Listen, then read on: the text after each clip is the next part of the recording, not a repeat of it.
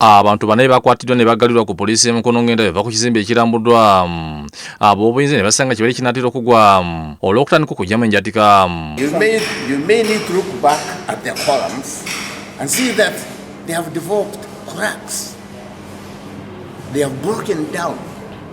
That's the problem. Abakoze ekikokoto kino kuliko aba National Building Review Board sako n'abakulira ekikokweto by'ekitongole kino Geoffrey Kahebwa abakwate Jackson Tujuche amanyiddwa nga Sombe nannyini supermarket ez'enjawulo mu kibuga Mukono ng'ekizimbe ekimukwasiza kwe kuli supermarket ya Paris Corner ku nkolongo y'oluguudo olugenda e Kayonga.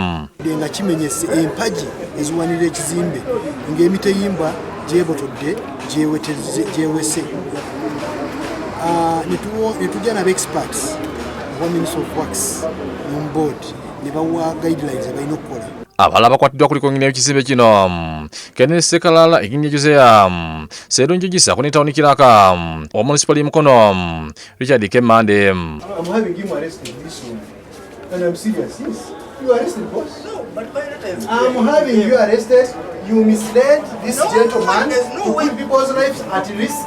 Bano okwatibwa kiti ekizimbe kino eky'emyaliriro 5 gye bavuddeko okugyamu enjatika enkondo zakyo ne zeeweta ekyakireetera emirimu gya Paris Corner supermarket yali yatandika edda okukola okuyimirira oluva poliisi yatuuka n'eyimiriza emirimu kyokka oluvala wiiki ewedde omugagga Tujuche yaggudde supermarket nga tamaze kugoberera mitendera gyamuweebwa.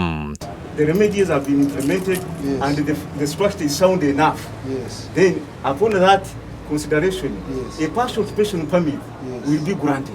Bano batuse ne basanga Tujuche yateekako bayingini ne babaako ebyuma bye bayiika ku kizimbe kino nga n'emirimu kyagenda maaso okulina supermarket munda mu kizimbe mubaddemu emitayimbwa egyewetanga gino ati bagezaako kuzizika ebyuma bagenze ku poliisi Mukono ne bagezaako okwennyirako nga gye bigwedde nga babakutte. And what happened? They answered you back and said, yes, go ahead, you can go ahead. we are not the people to be answered to. They are supposed to answer. Yes. On behalf of the client. Yes. Am I right? Yes. Did the municipal give you a go ahead to authorize that you to okay your letter? Ash Alindo okuva mu National Building Review Board annyonnyodde nti bano babalagira okubaako bye batuukiriza bye baazimba ate ne baddamu okukola. Kahebwa agambye nti ne supermarket terina kuddamu kugulawo.